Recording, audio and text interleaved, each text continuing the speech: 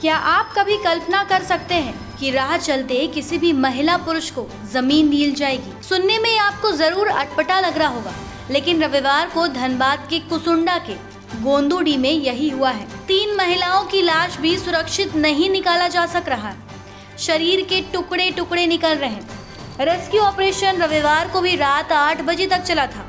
सुबह से भी शुरू हुआ, लेकिन अब सिर्फ शरीर के अवशेष मिल रहे हैं। रविवार से ही लोगों में भारी आक्रोश है। लोगों का आक्रोश तब और बढ़ जाता है जब धनबाद के अंचल अधिकारी ने कहा कि बीसीसीएल के कहने पर 1 साल पहले ही जगह चिन्हित कर बता दिया गया था, लेकिन पुनर्वास नहीं हुआ। नतीजा हुआ कि रविवार को 3 महिलाएं जीवित दफन हो गई। आखिर इसके लिए कोई तो जवाबदेह होगा, किसी की भी तो जिम्मेवारी तय होनी चाहिए।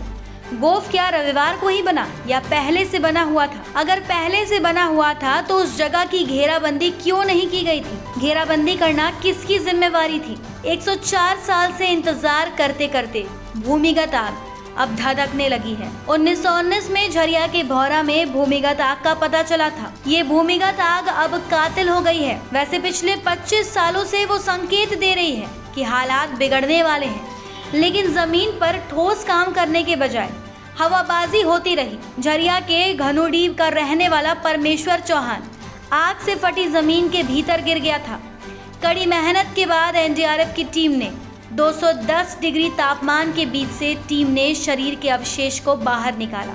झरिया की आग 1995 से ही संकेत दे रही है कि अब उसकी अनदेखी खतरनाक होगी। 1995 में झरिया चौथाई कुली में पानी भरने जाने के दौरान युवती जमींदोज हो गई थी। 24 मई 2017 को इंदिरा चौक के पास बबलू खान और उसका बेटा रहीम जमीन में समा गए थे। इस घटना ने भी रांची से लेकर दिल्ली तक शोर मचाया, लेकिन परिणाम निकला शून्य बटा सन्नाटा।